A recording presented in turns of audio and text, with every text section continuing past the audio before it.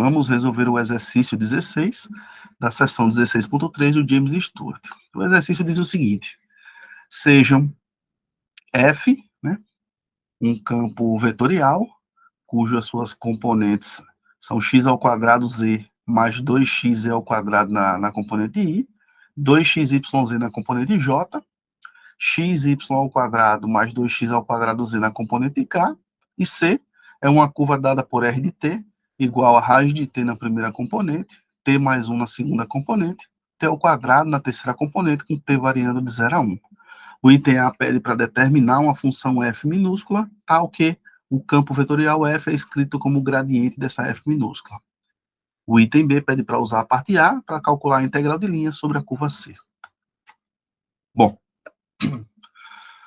se existe uma função diferenciável, né, uma f minúscula, tal que o campo vetorial f é o gradiente dessa f minúscula, ou seja, a derivada de f com relação a x na primeira componente, a derivada de f com relação a y na segunda, a derivada de f com relação a z na terceira componente, tá? Lembrando que são as derivadas parciais. Então, igualando essas expressões, né, o campo vetorial com o gradiente da f, nós temos que f de x, ou melhor, fx é y ao quadrado z mais 2x ao quadrado, equação 14, fy é 2xyz, equação 15, e fz, xy ao quadrado mais 2x ao quadrado z, que é a nossa equação 16. Então, vamos começar pegando a expressão, a equação 14, e integrar ela, né, parcialmente com relação a x. Então, fazendo isso, eu tenho que f de xyz é igual a xy ao quadrado z, integrando y ao quadrado z com relação a x, isso é xy ao quadrado z,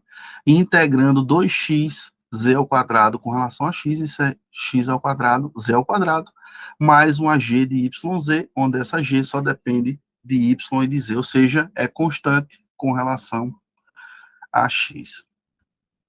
Bom, derivando ambos os lados da nossa equação 17, com relação a y e comparando com 15, nós temos que fy é 2xyz.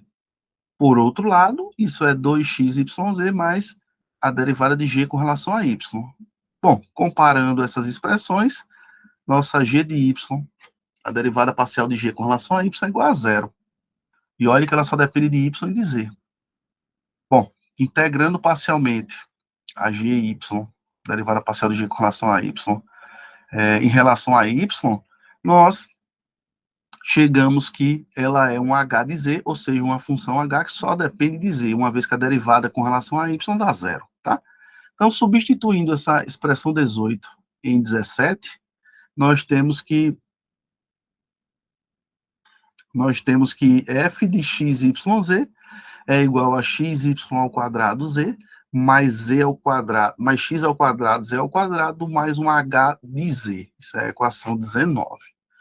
Bom, em seguida, derivando ambos os lados de 19 com relação a z e comparando o resultado com 16, nós obtemos que f, a derivada parcial de f com relação a z, é xy ao quadrado mais 2x ao quadrado z. Por outro lado, isso é xy ao quadrado mais 2x ao quadrado z mais a galinha de z. Né? Então, observe que esses termos se cancelam e a galinha de z, por sua vez, é igual a zero. Então, integrando isso com relação a z, nós chegamos que h de z é uma constante, e dessa forma, substituindo em 19, nós temos que a minha função f é uma função de xyz, e ela é igual a xy ao quadrado z, mais x ao quadrado, z ao quadrado, mais uma constante c. Então, isso faz com que a gente termine o item A.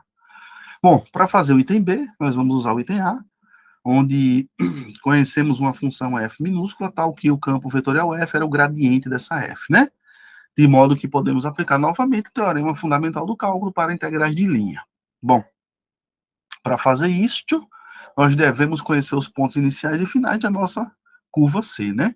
Como C é dada por R de t, que é igual a raiz de t na primeira componente, t mais 1 na segunda componente, t ao quadrado na terceira componente, e t variando de 0 a 1, então o meu ponto inicial é dado quando t é igual a 0, e fazendo t igual a 0 nessa R de t, nós chegamos no ponto 0, 1, 0.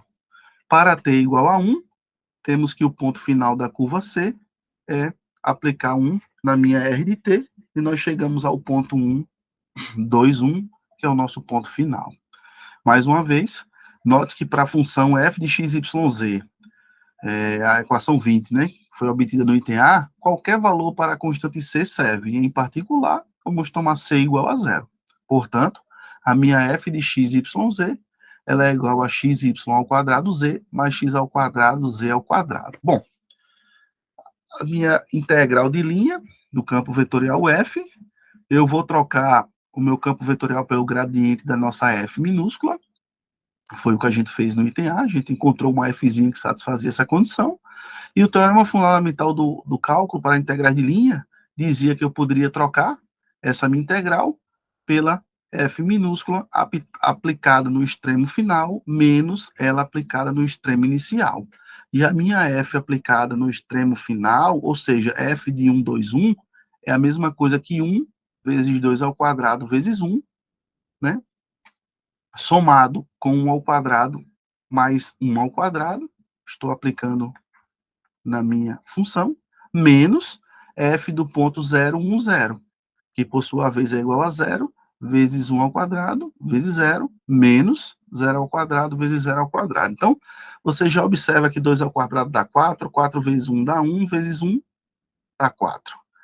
Bom, somado com 1 ao quadrado dá 1, vezes 1 ao quadrado também dá 1, vezes 1 dá 1.